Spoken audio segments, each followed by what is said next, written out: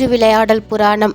இது சிவபெருமான் தன்னுடைய அடியார்கள் மீதும் சிற்றுயிர்கள் மீதும் கொண்ட அன்பின் காரணமாக தாமே பூலோகத்திற்கு வந்து செய்த திருவிளையாடல்களை பற்றி கூறும் பரஞ்சோதி முனிவர் எழுதிய நூல். வேதராண்யத்தில் வசித்த மீனாட்சி சுந்தர தேசிகரின் மகனே பரஞ்சோதி. தந்தையே குருவாக இருந்து மகனுக்கு சைவ சித்தாந்த கருத்துக்களை போதித்தார். நீரிட்ட உடலுடன் வேதராண்யத்து பெருமானை துதித்து வந்த பதஞ்சலி முனிவர் தமிழகத்திலுள்ள பிற கோயில்களையும் பார்க்க ஆவல் கொண்டார். மதுரையம்பதிக்கு வந்த அவர் மண்டபம் ஒன்றில் தங்கியிருந்த போது அவரது கனவில் தோன்றிய அன்னை மீனாட்சி அந்நகரில் சிவபெருமான் நிகழ்த்திய லீலைகளை அழகு தமிழில் பாடும்படி உத்தரவிட்டாள். அன்னையின் திருக்காட்சி கண்ட பரஞ்சோதி முனிவர் தெள்ளுத் தமிழில் இனிய பாடல்களை வடித்தார். அதுவே திருவிளையாடல் புராணம்.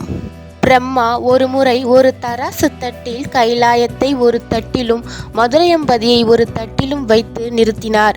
அப்போது மதுரை இருந்த தட்டு தாழ்ந்தது. கைலையை விட மதுரை மிக சிறந்த தலம் என்ற முடிவுக்கு வந்தார். அத்தகைய பெருமை பெற்ற மதுரை நகரமே விழா கோலம் பூண்டிருந்தது. திருவிளையாடல் புராணத்தை அரங்கேற்ற பரஞ்சோதி முனிவர் தயாராகிவிட்டார். அன்னை மீனாட்சியின் சந்நிதிக்கு சென்றனர். கற்பூர ஒளியில் மரகதவல்லி மீனாட்சி தகதகவென ஜொலித்து ஆசீர்வதித்தாள். அடுத்து சுந்தரேஸ்வர பெருமானின் சந்நிதிக்கு சென்று அரங்கேற்றம் மிக சிறப்பாக அமைய வேண்டினார் பரஞ்சோதி முனிவர். பின்னர் மண்டபம் திரும்பி விநாயக பெருமானை மனதில் எண்ணி கணீர் என்ற குரலில் திருவிளையாடல் புராணத்தை சொல்ல ஆரம்பித்தார். இது 64 படலங்களை கொண்டது. முதல் 18 படலங்கள் மதுரை காண்டம் என்றும் 19 முதல் 48 வரையான படலங்கள் கூடர் காண்டம் என்றும் 49 முதல் 64 வரையான படலங்கள் திருவாலவாய் காண்டம். படலம் 1 இந்திரன் பழி தீர்த்த படலம். ஆசிரியரை மாணவர்கள் மதித்து நடந்து கொள்ள வேண்டும் என்பதை வலியுறுத்துவதாக சிவபெருமானின் முதல் திருவிளையாடல் அமைந்திருக்கிறது. தேவேந்திரன் என்றாலும் அவனுக்கும் சட்டதிட்டங்கள் உண்டு. குறிப்பாக தலைமை பொறுப்பில் உள்ளவன் சட்டதிட்டங்களை மதித்து நடக்க வேண்டும். தனது பொறுப்பில் பலர் இருக்கிறார்களே என்ற அக்கறை வேண்டும். இல்லாவிட்டால் பதவி பறிபோய்விடும். தேவேந்திரனுக்கும் ஒரு நாள் அப்படியொரு நிலை வந்தது. ஒரு நாள் தேவலோகத்தில் ரம்பா, ஊர்வசி, திலோத்தமா போன்ற தேவ கன்னியர்கள் நடனமாட தேவர்கள் எல்லாம் அதை கண்டு களித்து கொண்டிருந்தார்கள். அவர்களின் நடனத்தை ரசித்து கொண்டிருந்த தேவேந்திரன் பல அப்சரஸ்களின் அழகில் மயங்கி லயித்து கிடந்தான். அந்த நேரத்தில்தான் தேவர்களின் குருவான பிரகஸ்பதி அங்கு வந்தார்.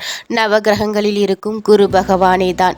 இவரது பார்வை ஒரு இடத்தில் பட்டாலே நல்லது நடக்கும். அதனால் தான் குரு பார்க்க கோடி நன்மை என்பார்கள். தேவேந்திரனுக்குத்தான் கெட்ட நேரமாயிற்றே. இல்லாவிட்டால் பொறுப்புள்ள பதவியிலுள்ள ஒருவன் பெண்களுடன் பொது இடத்தில் கூடி கழிப்பானா? மறைவிடத்து விஷயங்கள் பொது இடத்தில் நடந்தால் யாரால் கண்கொண்டு பார்க்க முடியும்? இந்திரன் செய்த கூத்தை பார்த்து அப்படியே கண்களை பொத்திக் கொண்டார் பிரகஸ்பதி.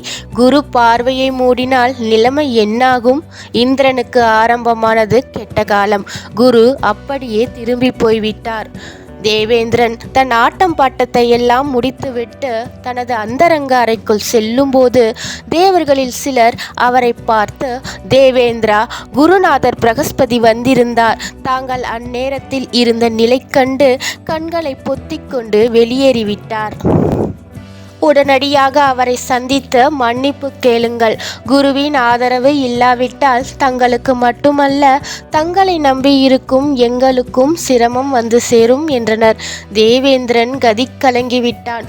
குரு நிந்தனை செய்தோமே, என்ன நடக்கப் போகிறதோ? உடனே அவரை சென்று பார்த்து வருகிறேன் என்று அவரது இல்லத்துக்கு தனது வெள்ளை யானையான ஐராவதத்தில் ஏறி விரைந்தான். ஆனால் குரு அங்கே இருந்தால் தானே? இந்திரனின் பார்வையில் குரு படவே இல்லை. தனது தலைமை சீடனே இப்படி இருந்தார், மற்றவர்கள் எப்படி இருப்பார்கள்? பெண் பித்தர்களான இவர்களுக்கு போய் பாடம் எடுத்தோமே என்ற வேதனையில் குரு மறைவான இடத்துக்கு போய்விட்டார். தேவேந்திரன் அவரை எங்கு தேடியும் காணாமல் அவன் பிரம்மாவை பார்க்க ஓடினான்.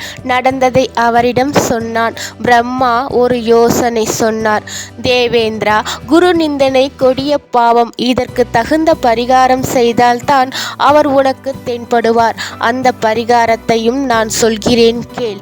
துவஷ்டா என்ற அசுரன் ஒரு மகனை பெற்றிருக்கிறான். அவனது பெயர் விஸ்வரூபன்.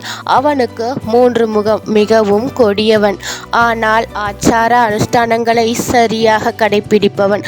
அவனை உன் தற்காலிக குருவாக ஏற்றுக்கொள், வேற வழி இல்லை என்றார். குரு பார்வை இல்லாவிட்டால் கெட்ட நேரம் விடவே விடாது. இந்திரன் அதற்கு விதிவிலக்கா என்ன?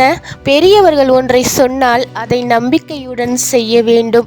தன்னிலும் உயர் பதவியிலுள்ள வேதநாயகனான நான்முகன் சொன்ன யோசனை இந்திரனுக்கு பிடிக்கவில்லை. தேவலோகத்துக்கு ஒரு அசுரனை குருவாக நியமிப்பதா?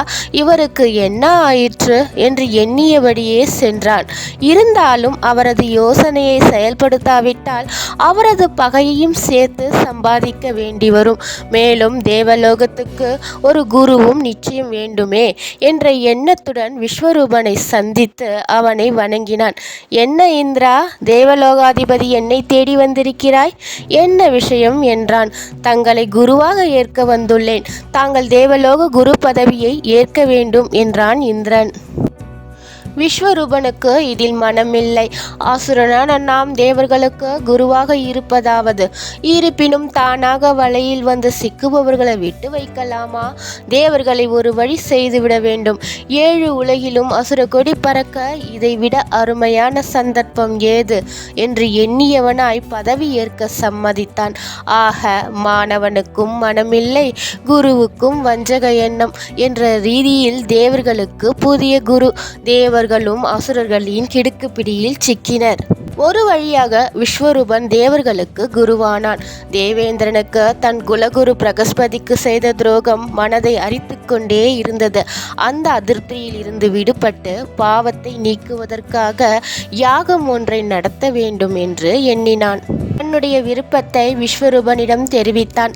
ஆனால் புதிய குரு விஸ்வரூபனுக்கு யாகம் நடத்த ஒப்புதல் கொடுப்பது போல நடித்து இதையே சந்தர்ப்பமாக்கி தேவேந்திரனை கொன்று தேவலோகத்தை நிரந்தரமாக கைப்பற்றி விட வேண்டும் என்ற எண்ணம். ஒருவருக்கு குரு பார்வை இல்லாவிட்டால் துன்பங்கள் தொடர்ந்து வந்து கொண்டே இருக்கும். தேவேந்திரனுக்கும் இந்த யாகத்தின் மூலம் பெரும் துன்பம் வந்து சேரப்போகிறது. யாகமும் துவங்கியது. விஸ்வரூபன் யாகத்திற்கு தலைமை வகித்தான். யாக குண்டத்தில் நெய்யை வார்க்கும் போது தேவர் குலம் தழைக்க வேண்டும் என்பதற்கு பதிலாக அரக்கர் குலம் தழைக்க வேண்டும் என்று சொல்லி நெய்யை ஊற்றினான். மந்திரங்களை மனதிற்குள் உச்சரித்தான். அவன் என்ன செய்கிறான் என்பதை யாராலும் அறிந்து கொள்ள முடியவில்லை. ஆனால் இந்திரன் சுதாரித்து கொண்டான். தன் ஞான திருஷ்டியால் எதிரே அமர்ந்திருக்கும் விஸ்வரூபன் குரு என்ற போர்வையில் தனக்கு எதிராக மந்திரங்களை உச்சரிக்கிறான் என்பதை தெரிந்து கொண்டான். அவனுக்கு கடும் கோபம் ஏற்பட்டது. தனது வஜ்ராயுதத்தை எடுத்து விஸ்வரூபன் மீது வீசினான். இந்திரனின் வஜ்ராயுதத்துக்கு தப்பியவர்கள் யாரும் இல்லை. விஸ்வரூபனின் 3 தலைகளையும் அது கொய்தது. அந்த தலைகள் 3 பறவைகளாக உருமாறி வானில் பறந்தது. எப்படியோ விஸ்வரூபனின் ஆவி பிரிந்துவிட்டது.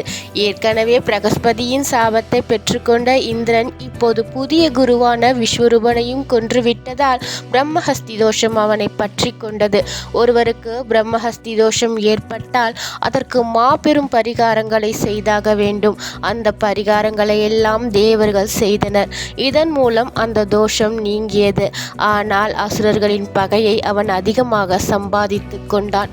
அதில் விருத்ராசுரனும் ஒருவன். தேவர்கள் அனைவரும் திருமாலை பார்க்க சென்றனர். அவர்கள் வந்த காரணத்தை விளக்கினர். திருமால் இந்திரனிடம், தேவேந்திரா, திருப்பார்கடலை கடைந்தபோது நீ உனது ஆயுதத்தை ததசி முனிவரிடம் கொடுத்து வைத்தாய். ஆனால் அதை திரும்ப வாங்க மறந்துவிட்டாய். நீ வருவாய் என காத்திருந்த மகரிஷி வராமல் போனதால் அந்த ஆயுதங்களை விழுங்கிவிட்டார். அவை அனைத்தும் அவரது முதுகுத்தண்டில் சென்று சேர்ந்துவிட்டது. அந்த மகரிஷியிடம் வேண்டி அவரது முதுகுத்தண்டை பெற்று அதை ஆயுதமாக பயன்படுத்தி போரிட்டால் விருத்ராசுரன் மடிவான். ஆனால் முதுகுத்தண்டை உனக்கு காணிக்கையாக கொடுத்து விட்டால் மகரிஷி இறந்து விடுவார். இனி அதை பெறுவது உன்னுடைய வேலை என்று சொல்லி ஆசீர்வதித்து அனுப்பினார். தேவேந்திரன் ததீசி முனிவர் தவம் செய்து கொண்டிருந்த ஆசிரமத்திற்கு சென்றார். அவன் வந்த காரணத்தை அறியாத முனிவர் அவனை வரவேற்றார். ததீசி முனிவருக்கு இந்திரன் தான் கொண்டு வந்த மங்கள பொருட்களை சமர்ப்பித்தான். அவன் வந்த காரணத்தை ததீசி முனிவர் கேட்டார். தேவேந்திரா, திடீரென என்னை தேடி வந்த காரணம் என்ன என்றார். ஒருவரிடம் எதை வேண்டுமானாலும் கேட்கலாம், ஆனால் முதுகுத்தண்டை கேட்பது என்றால் முதுகுத்தண்டை சாதாரணமாகவா எடுக்க முடியும்? உயிர் பிரிந்தால்தானே அது சாத்தியம். இருந்தாலும் நாராயணன் இப்படி சொல்லி இருக்கிறார் என சொல்ல அவரிடம் விஷயத்தை விளக்கினான் தேவேந்திரன். ததீசி முனிவரின் முகம் பிரகாசமானது. இப்படி ஒரு பாக்கியம் எனக்கா? தாராளமாக என் முதுகெலும்பை எடுத்துக்கொள் தேவேந்திரா. தேவர்களை பாதுகாக்க என் முதுகுத்தண்டு உதவும் என்றால் அதைவிட வேறு என்ன பேறு எனக்கு வேண்டும் என்று அகமகிழ சொன்னார் ததீசி முனிவர். மனப்பூர்வமாக சம்மதித்த அவர் உடனடியாக அவர் தியானத்தில் ஆழ்ந்தார். அவரது பிராணன் பிரிந்தது. பிறருக்காக உயிர்விட்ட அந்த ஆன்மாவை வானத்திலிருந்து புஷ்பக விமானம் வந்து ஏற்றிக்கொண்டு சிவலோகம் நோக்கி சென்றது. இந்திரன் முனிவரின் முதுகுத்தண்டுடன் சென்று விருத்தராசுரனுடன் போரிட்டான். அவனால் தாக்கு பிடிக்க முடியவில்லை. அசுர படைகள் முழுமையாக அழிந்து விட்டன. அசுரனுக்கு ஆச்சரியம், இப்படியும் ஒரு ஆயுதமா? இனியும் இவன் முன்னால் நின்றால் உயிரிழக்க நேரிடும் என்றெண்ணிய அவன் கடலுக்குள் போய் அங்கே ஏற்கனவே மறைந்திருந்த அசுரர்களுடன் போய் இணைந்து கொண்டான். தேவேந்திரன் பிரம்மாவிடம் ஓடினான். கடலுக்குள் மறைந்தவனை எப்படி பிடிப்பது என்று யோசனை கேட்டான். மகரிஷி அகத்தியரால் மட்டுமே அது முடியும். காவிரியையும் தாமிரபரணியையும் தன் கமண்டலத்துக்குள் அடக்கியவர் அவர். அவரை சென்று பார், இதற்கு விடிவு பிறக்கும் என்றார் பிரம்மா. இந்திரன் அகத்தியரை தேடி சென்று நமஸ்கரித்து வந்த விஷயத்தை சொன்னான். அது பற்றி கவலை வேண்டாம் என அருள்பாலித்த அகத்தியர் அந்த கடலருகே சென்று உளுந்து அளவுக்கு மாற்றி அதை உள்ளங்கையால் அள்ளி பருகிவிட்டார். வற்றி போன கடலுக்குள் அசுரர்கள் அங்கும் இங்கும் ஓடினர். விருத்தராசுரனை நோக்கி முதுகுத்தண்டை வீசினான் தேவேந்திரன். அது அவனை விரட்டி சென்று தலையை கொய்தது. குரு நிந்தனை மிகவும் பொல்லாதது. எப்படி தெரியுமா? விருத்தராசுரன் மடிந்த அடுத்த கணமே கொலைப்பாவமான பிரம்மஹஸ்தி தோஷம் மீண்டும் இந்திரனை பிடித்து கொண்டது. குருவை ஒருமுறை அவமதித்ததால் அவன் தொடர்ந்து அவஸ்தைகளை அடைந்து வந்தான். இன்னும் அது தீர்ந்த பாடில்லை. நாராயணன், பிரம்மா ஆகியோர் இருந்தும் 2 மகரிஷிகளின் உதவி இருந்தும் இப்படி ஒரு நிலை. கொலை பாவம் காரணமாக இந்திரனுக்கு சித்த பிரம்மை பிடித்துவிட்டது. அவன் தரையில் உருண்டு புரண்டு அரட்ட ஆரம்பித்தான். பின்னர் ஒரு தாமரை தண்டுக்குள் சென்று அதனோடு ஐக்கியமாகிவிட்டான். இப்போது தேவலோகத்தில் தலைமை பொறுப்பு காலியாகிவிட்டது. தேவேந்திரன் போன இடம் தெரியவில்லை. இதனால் நகுஷன் என்ற தேவனை இந்த பதவியில் தேவர்கள் அமர்த்தினர். நகுஷன் பதவிக்கு வந்தவுடன் ஆட்டம் போட ஆரம்பித்து விட்டான். இந்திர பதவியில் இருக்கும் எனக்கு இந்திராணி சொந்தமாக வேண்டும் என்று வாதம் செய்ய ஆரம்பித்து விட்டான். இந்திராணிக்கு பல வகையிலும் தொந்தரவு கொடுத்தான். இந்திராணி அதற்கு படியவில்லை. ஒரு நாள் இந்திராணியை தன் அந்தப்புரத்துக்கு இழுத்து வாருங்கள் என்று காவலர்களுக்கு உத்தரவு போட்டான். இந்த விஷயம் தேவகுரு பிரகஸ்பதிக்கும் தெரிந்துவிட்டது. ஆஹா, நம்முடைய பிடிவாதத்தால் இந்திராணிக்கு களங்கம் வரலாமா? அவளது கற்புக்கு பங்கம் வந்தால் நான் தானே பொறுப்பு என்று முடிவெடுத்து தேவலோகம் சென்றார். இந்திராணி அவரது பாதங்களில் விழுந்து தன் கணவர் மீது கொண்ட கோபத்தை மறந்துவிடும்படியும் தன் கற்பிற்கு பாதுகாப்பு கேட்டும் மன்றாடினாள். அவளது கண்ணீர் பிரகஸ்பதியை கரைத்தது. குருதேவர் அவளை சமாதானம் செய்து, இந்திராணி, கவலைப்படாதே, நகுஷன் உயர் பதவியில் இருக்கிறான். அவன் மாபெரும் வீரன் வேறு. அவனை அவ்வளவு எளிதில் யாராலும் அடக்க முடியாது. அந்த பராக்கிரமசாலியை அடக்க ஒரு உபயம் சொல்கிறேன் கேள். அவனை ஒரு தங்கப் பல்லக்கில் அமர்ந்து 7 ரிஷிகள் அதை தூக்கி வர வேண்டும் என்றும், அவ்வாறு நீ என்னை காண வந்தால் நான் உமது மனைவியாவேன் என்று சொல்லி அனுப்பு என்றார். குருவின் கட்டளை ஏற்ற இந்திராணியும் அவ்வாறே செய்தாள். நகுஷன் சப்த ரிஷிகளை வரவழைத்தான். ரிஷிகளே, என்னை இந்திராணியின் இருப்பிடத்திற்கு பல்லக்கில் அமர்த்தி தூக்கி செல்லுங்கள் என உத்தரவு போட்டான். பல்லக்கு புறப்பட்டது. ஏற்பட்டது. அவர்களில் ஒரு ரிஷி மட்டும் சற்று மெதுவாக சென்றதால் மற்றவர்களும் மெதுவாக நடக்க வேண்டியதாயிற்று. நகுஷன் பல்லக்கில் இருந்தபடியே மெதுவாக செல்பவன் யார் என்று ஒருமையில் கத்தினான். அந்த முனிவர் அவனை எட்டி பார்த்தார். ஓ, அகத்தியரா? இந்த குலனால் தான் தாமதமா? அகத்தியரே, என் அவசரம் உமக்கென்ன தெரியும்? இந்திராணியை அடைய வேண்டும் என்ற விரகம் தாழாமல் அவதிப்படும் என்னை கொஞ்சமாவது புரிந்து கொண்டீரா?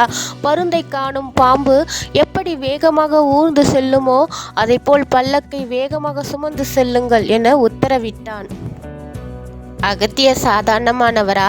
தன்னை அவமதித்த அந்த காமந்தக்காரனை விடுவாரா? நகுஷா, நீதிமுறை பிறந்து நெறிக்கெட்ட வார்த்தைகளை பேசினார். உன் மோகத்தை தீர்க்க சப்தரிஷிகளான எங்களை பாம்பு போல் விரைந்து செல்ல சொன்னாயே. அடே, அந்த பாம்பாகவே நீ மாறுவாய், இப்போதே இறப்பாய் என்று சாபமிட்டார். பெரியவர்கள் நம்மை சுமப்பவர்கள். குடும்பத்தில் எத்தனையோ கஷ்டங்களை அனுபவித்து அவற்றையெல்லாம் தாங்கிக் கொண்டு இளையவர்களை வளர்ப்பவர்கள். அவர்களை நாம் மதிப்புடன் நடத்த வேண்டும். இல்லாவிட்டால் நகுஷனை போல் கடும் சாபத்துக்கு ஆளாகி நம்மையே இழந்து விடுவோம். அகத்தியரின் சாபம் பொய்க்குமா? உடனடியாக பலித்து விட்டது. நகுஷன் பாம்பாக மாறி பல்லக்கில் இருந்து விழுந்து படமெடுத்து தன்னை சுற்றி நின்ற காவலர்களை கடிக்க சென்றான். உடனே காவலர்கள் அதை அடித்தே கொன்றுவிட்டனர். பாம்பும் இறந்தது. அகத்தியரால் நகுஷன் மாண்ட செய்தி இந்திராணியை எட்டியது. தனது கற்புக்கு களங்கம் வராமல் காப்பாற்றிய அகத்தியரை அவள் மனதார வணங்கினாள். பின்னர் தேவகுரு பிரகஸ்பதி தாமரை தடாகத்தில் மறைந்திருந்த இந்திரனை தேடி சென்று அவனை வரவழைத்தார். குரு பார்க்க கோடி நன்மையாயிற்றே. இந்திரன் தான் செய்த பாவத்துக்கு மன்னிப்பு கேட்டு அவரது பாதங்களை பற்றி கொண்டான். குருவே, அடியேன் தங்களை கண்டு கொள்ளாமல் இருந்ததன் விளைவை அனுபவித்து விட்டேன். தங்களுக்கு அவமானம் விளைவித்தும் அவற்றை பொருட்படுத்தாமல் என் மனைவியின் மானத்தை காப்பாற்றினீர்கள். உங்களின் அருள் வேண்டும் என பிரார்த்தித்தான். பின்னர் பிரம்மஹஸ்தி தோஷம் நீக்குவதற்காக பூலோகம் சென்று அங்குள்ள புனித தீர்த்தங்களில் நீராடும்படியும் தேவர்கள் எல்லோருமே அங்கு செல்லலாம் என்றும் ஆலோசனை சொன்னார் குரு. அதன்படி இந்திரனின் தலைமையில் புஷ்பக விமானத்தில் அனைவரும் பூலோகம் புறப்பட்டனர். பனி பொங்கும் கைலை மலையில் இறங்கிய அவர்கள் சிவபெருமானையும் உமாதேவியையும் வணங்கி கேதாரம், காசி உள்ளிட்ட தலங்களை தரிசித்தனர். கங்கை, யமுனை, சரஸ்வதியில் நீராடினர். பின்னர் அவர்கள் கடம்ப வனத்தை அடைந்தனர். அங்கே ஒரு லிங்கம் தென்பட்டது. அதை கண்ட இந்திரன் அவ்விடத்தில் ஒரு தாமரை குளம் இருந்ததையும் பார்த்தான். அந்த தீர்த்தத்தில் தங்க தாமரைகள் பூத்திருந்தன. லிங்கத்திற்கு பூஜை செய்த இந்திரன் தேவலோக சிற்பியான விஸ்வகர்மாவிடம் உடனடியாக லிங்கம் இருந்த இடத்தில் அழகிய விமானம் அமைக்குமாறு பணித்தான். 8 யானைகள் தாங்கும் அழகிய விமானத்தை விஸ்வகர்மா அமைத்தார். பல நாட்களாக அங்கேயே தங்கி இந்திரன் பூஜைகள் செய்தான். அவனது பிரம்மஹஸ்தி தோஷம் நீங்கிவிட்டது. இறைவன் அவன் முன்னால் தோன்றி, இந்திரா, உன் மீதான சாபம் நீங்கியது. நான் இந்த தலத்தில் சொக்கநாதர் என்ற பெயருடன் எழுந்தருள்வேன். சோமசுந்தரர் என்றும் என்னை அழைப்பர். இத்தலத்துக்கு வருபவர்கள் தீராத பாவங்களும் நீங்க பெறுவர் என அருள்பாலித்தார். பின்னர் அனைவரும் தேவலோகம் சென்றனர். அங்கு சென்றதும் மற்றொரு புதிய பிரச்சனை தோன்றியது.